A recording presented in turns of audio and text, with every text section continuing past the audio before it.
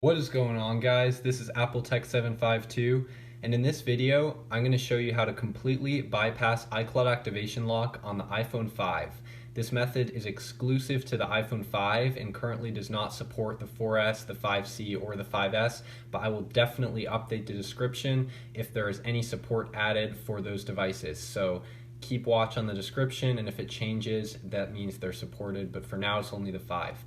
Anyways, before we begin, I just want to give a huge shout out to Alexander. He was the one who discovered this, so please do me a favor and go follow him because he needs more followers. One more quick note, this bypass is a slightly more complicated tutorial than the check-rain bypass, so I would highly recommend that you do this when you have time to sit down in front of your computer and focus on everything, because it involves a lot of code and entering terminal commands, and so if you make a mistake, it's not actually going to go through. So I would dedicate at least an hour to figuring this out because you're probably going to need it. Anyways, without much further ado, let's get started. So as you'll notice, I'm on a Windows PC. This is a combined Windows and Mac tutorial. You can do it all on a Mac if you use iTunes. It is not possible to do it all on a Windows. However, I think Windows and Mac together are better because in this case we're going to be using 3utools, which is right now a program that's much more reliable than iTunes for restoring devices, which is the first step to this tutorial. So all you have to do is head over to 3u.com and click on the download button, and then you will get a utility called 3utools on your desktop. Now go ahead and double click that and allow, and you should see a screen like this pop up. It may say your device is connected or something like that.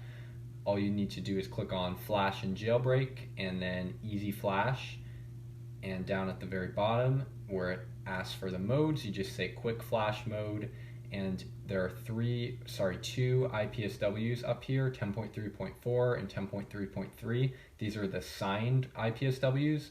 I'm using 10.3.4 because it's the latest version. So once you've selected that, just click on Flash and click Flash.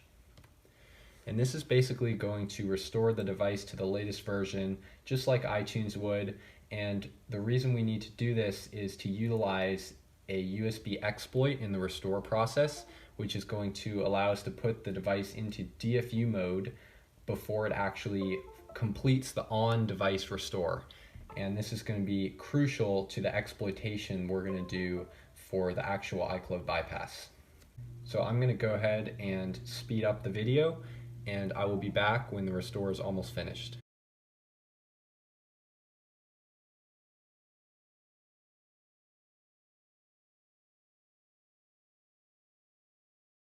Alright, so the restore is almost finished, and I'm going to explain now what we're going to do next, which is hands down the hardest part of the entire tutorial.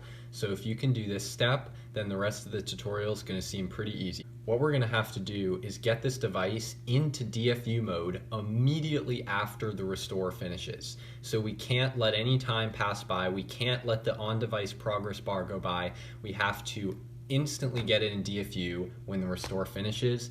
And last time it took me about 30 tries. I actually had to stop the video and go off camera, and I'm filming it again because it took so long. But it may take one try, it may take 30 tries, you never really know. You're just gonna have to follow these steps, which are hold the power for 3 seconds, then continue holding the power and home, and then let go of the power button and keep holding the home button. And I'm gonna show you how I'll do it as soon as the device finishes right here. All right, instantly it finished. 3, 2, 1, 0, 1, 2, 3. And oh my gosh, guys, we actually made it into DFU the very first time. So tips for this, do not disconnect your device. Last time I disconnected it and it went into this crazy massive boot loop and took me like 30 tries to get the DFU.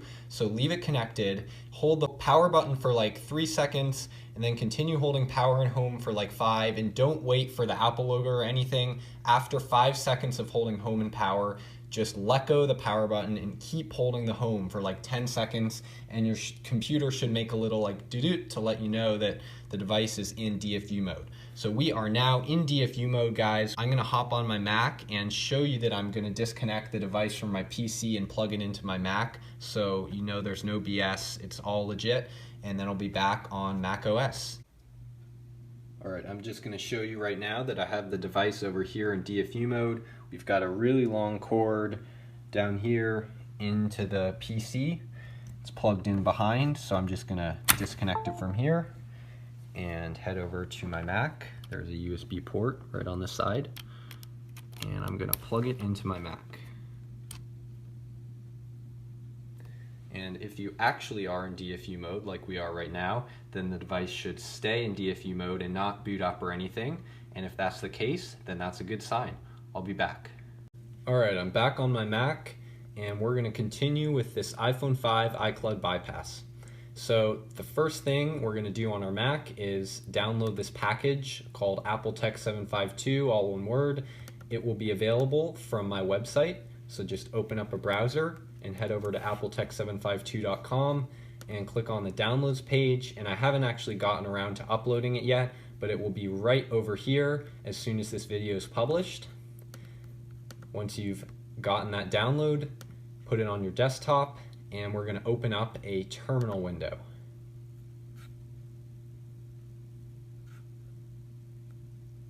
All right, here we go. So now we're going to open up the package, and there should be an instructions file in here. Go ahead and open this with text edit. And these are the commands you're going to need for my bypass. So to get started, we're going to copy the first one right here, command copy, and command paste. And I'm going to insert my username right here, appletech752 / and now let's copy the rest of the command right here. And then just go ahead and click enter. And as you can see, we are now in the exploit part of the package right here, this folder here. So once you've done that, all you have to do is type /ipondfu and then -p after that. And just like this, our device is now in PON DFU mode. So we're going to just continue with all the commands here, very similar to the check-rain method. We're going to be copying and pasting some commands into the terminal just to do a bunch of file transfers and operations on the device. So the next thing is this command right here, which is /ipondfu-l. And now we're going to click space, and you can't actually copy and paste this part. What we're going to have to do is go into the loader folder right here, and in the loader folder we have a bunch of different files here. The one we're looking for is the one it says in the instructions, IBSS. So go ahead and select IBSS and then drag it into the terminal window and click enter. And it should say done with a nice exclamation point letting us know we were successful. So let's move on to the next one. Got /irecovery-f. Now enter a space again, and this time we're going to use ibec from the loader folder. So drag ibec into the terminal and click enter. And it gave us a nice little scrolling indicator that ibec is complete.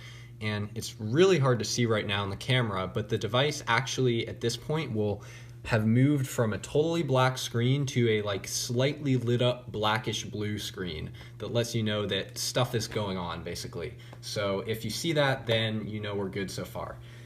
The next thing we're going to do is this command right here. This is actually another version of iRecovery. We have two iRecoveries in here. This is basically going to open up a shell. And as you can see, no failure counts right here. If you do get a failure count, it doesn't mean anything, you should be fine. But we basically have a shell right here, so we're going to just continue with the commands. So this time I'm not going to bother copying and pasting because they're very simple. You're just going to say /send space, and this time we're going to use the device tree. This is coming directly from the instructions. We have device tree right here. So go into the loader, drag the device tree into the terminal, and click enter. And it should say successfully uploaded. Now we actually have to execute the device tree. So to do that, we just have to type device tree.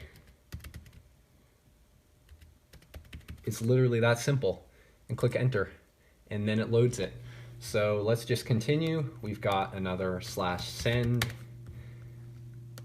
and this time we're going to do the RAM disk. So as you can see, it says drag and drop here. So let's go ahead and drag and drop the RAM disk in here and click enter.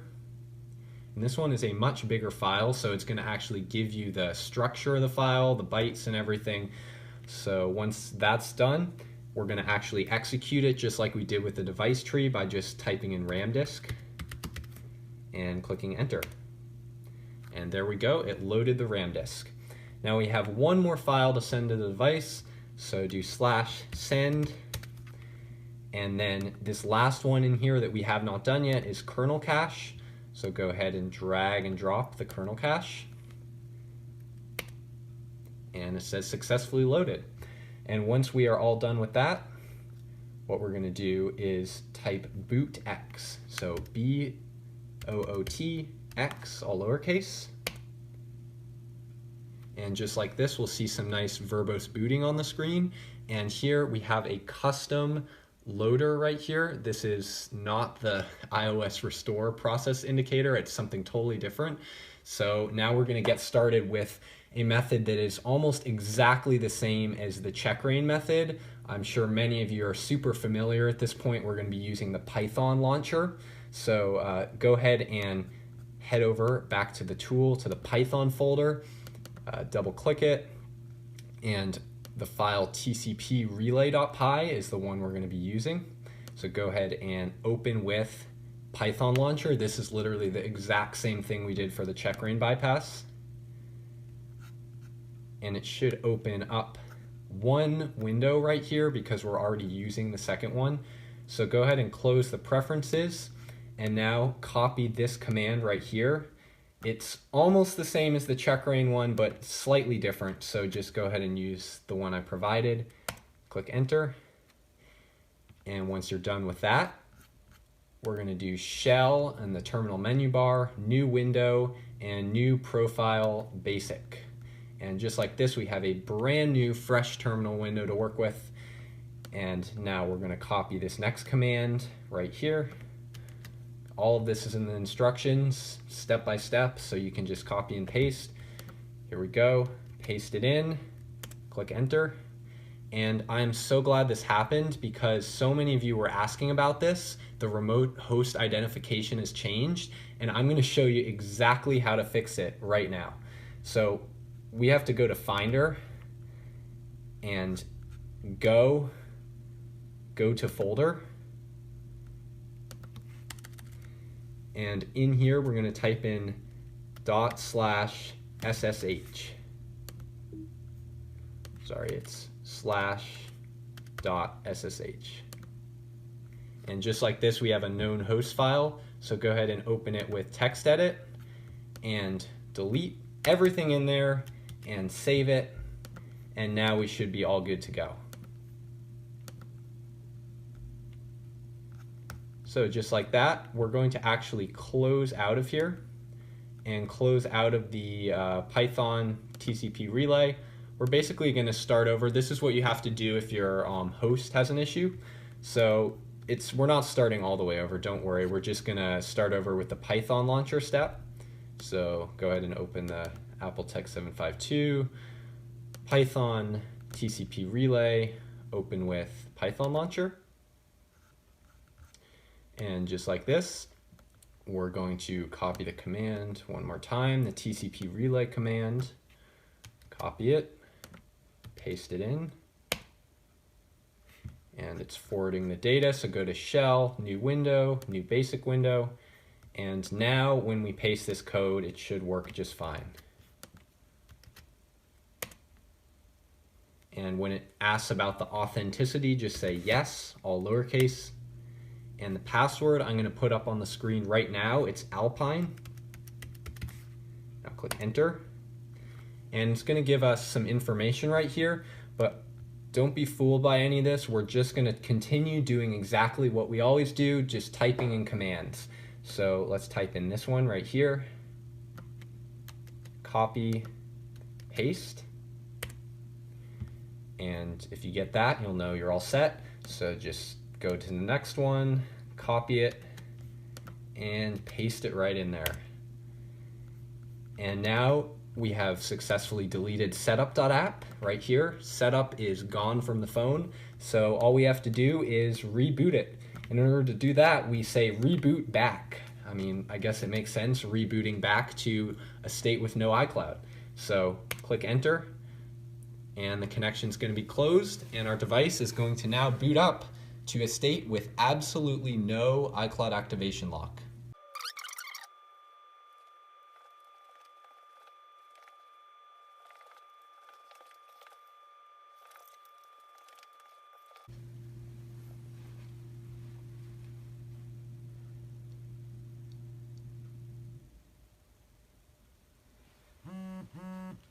All right, it just made the buzzing sound, and let's see, boom, just like this, guys, we are iCloud bypassed. No more iCloud. You guys saw that activation lock earlier. It is no longer there. So this device is going to be basically the same as a check rating device. So you're going to have to use all the tricks that we know for signing into iCloud. You can do that with another account through Fielza. You can also, you will be able to fix calling and texting very soon, because I'm going to be pushing out a fix for that this coming week on Monday and Tuesday. And if you want to take a screenshot, then we also have a fix for that, new video. And yeah, we're going to have lots more tutorials for how to add functionality for your bypass devices. But we can just go ahead and disconnect it, and we now have a fully iCloud bypassed iPhone 5 right here. So if you guys like the video, then please leave a huge thumbs up and subscribe, and stay tuned for more videos. Me and Apple Demo are collaborating on this series for check rating and iCloud bypass just in general, and we're going to continue bringing the best content out there, and hope you guys enjoy it.